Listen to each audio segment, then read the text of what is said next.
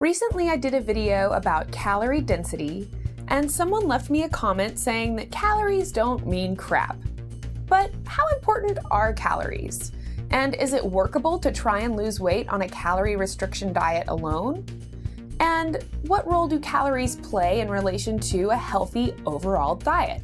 In this video, I'm going to tell you the truth about calories. Now, calories are both important and highly overrated at the same time, and I'm going to show you both sides of the coin.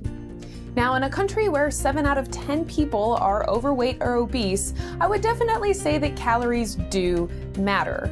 And if you undereat calories or eat fewer calories than you're burning, you will lose weight, at least temporarily, while you're on the diet and you're eating those restricted calories.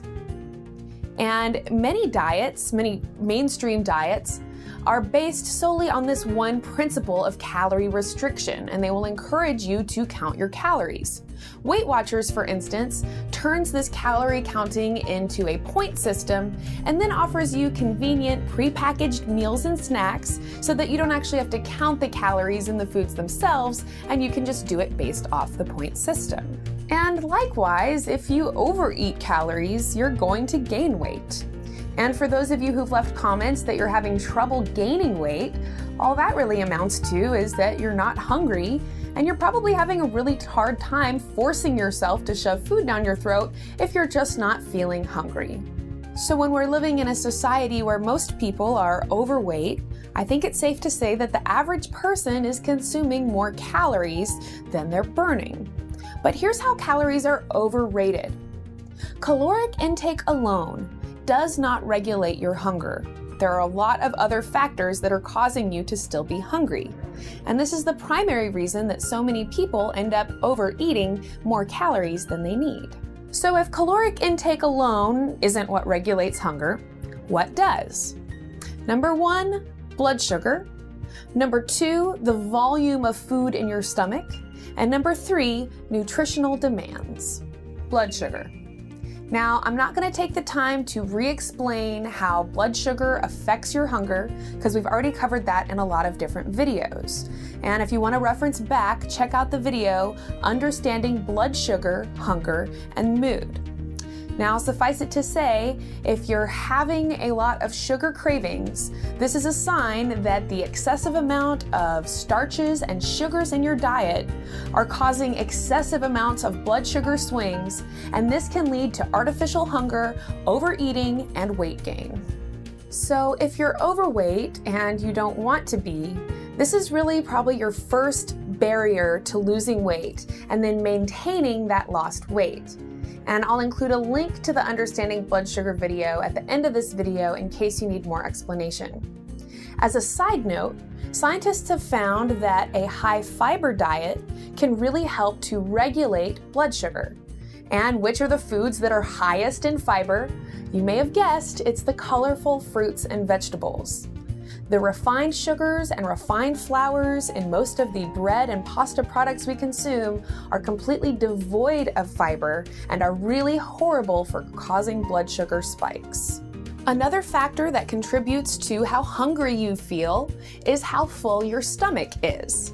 And this is why when someone gets a gastric bypass or stomach staple surgery, they will eat less and they'll actually feel less hungry. Because once the stomach is full, it sends a message to your brain to not feel hungry anymore.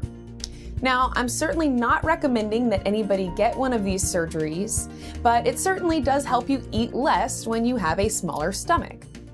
And this is also why refined foods are a lot more likely to make you overeat.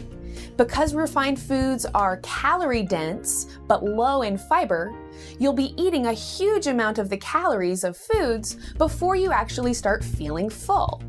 And this is why natural foods are going to fill you up quicker, because they contain a lot of fiber and fewer calories. And fiber is really that calorie-free thing that causes you to feel more full. If you have more questions about this topic, check out my video on calorie density. But to give you a quick example, 1 pound of carrots contains 192 calories. But 1 pound of Cheetos Corn Puffs contains 2,720 calories. So the Cheetos are actually 23 times more calorie dense than the carrots. And which do you think is gonna fill you up faster? One mouthful of Cheetos or 23 mouthfuls of carrots? This is why if you're overweight, it would be a really good idea to just lay off the processed foods and start eating a whole lot more fruits and vegetables. Natural foods literally contain a mere fraction of the calories as any processed or refined food. So you can fill up your stomach without filling up your fat deposits with all of those excess calories you don't need. And once again, if you need more explanation on this, you can check out the calorie density video linked here or at the end of the video for more information on that topic. The next factor that influences your hunger is nutritional demands. Now, hunger and food cravings were never just a result of a need for calories or a need for energies.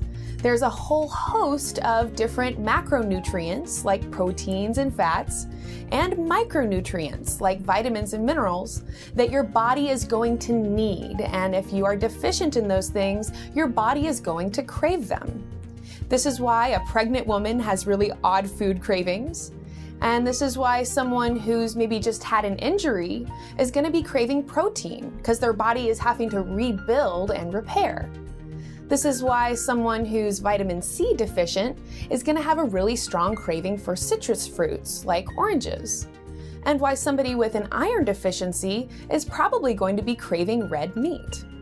You see, it doesn't matter how many Big Macs you eat. You're never going to get the vitamin C that you need from eating them because a Big Mac doesn't contain any vitamin C. It also doesn't contain any vitamin D, E, B6, or pantothenic acid.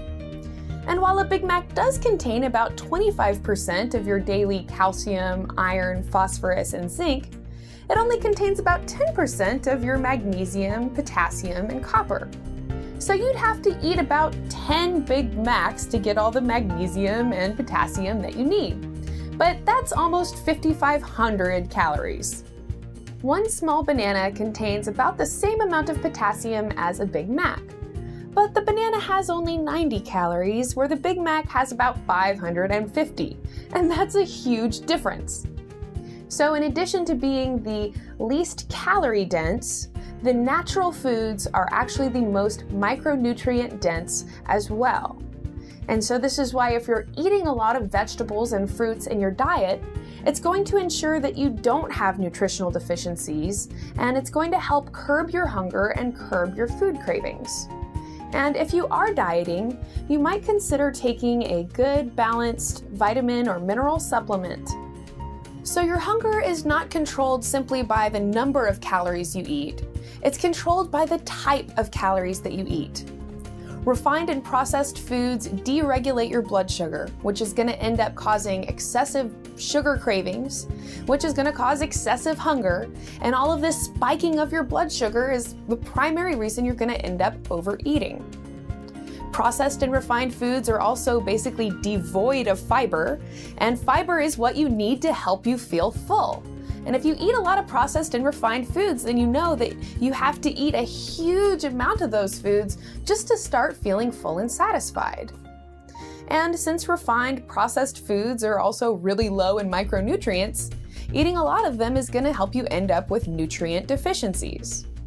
And all of these factors come together to contribute to excessive hunger and excessive overeating. Because if you aren't getting the nutrients you need, guess what? You're still going to feel hungry. And on the other hand, you've got your whole vegetables and fruits, which are low in calorie, high in fiber, and high in micronutrients. And when you're eating these natural fruits and vegetables with a whole lot of fiber, it's going to not only fill you up faster and help you feel full in your tummy, you're also going to be able to regulate your blood sugar, which means you can say goodbye to those afternoon sugar cravings and trips to the vending machine. And since you're also getting a lot of the micronutrients that you need, your diet is able to satisfy your body's nutritional demands. And all of these factors come together to equal less hunger and more weight loss. For most people who are overweight, they got that way because they ate too many calories. And what made them eat so many calories? Well, they were freaking hungry. For most of us, we are controlled by our hunger. It's what spurs us and keeps us eating. But you don't have to be controlled by your hunger. You can control your hunger simply by eating smart. So put away the bag of Cheetos and go ahead and reach for that bag of carrots. There's a lot of folks who have left me comments that eating meat is what makes people fat. But is it true? In a future video, we're going to answer just that. Is it meat that makes people fat?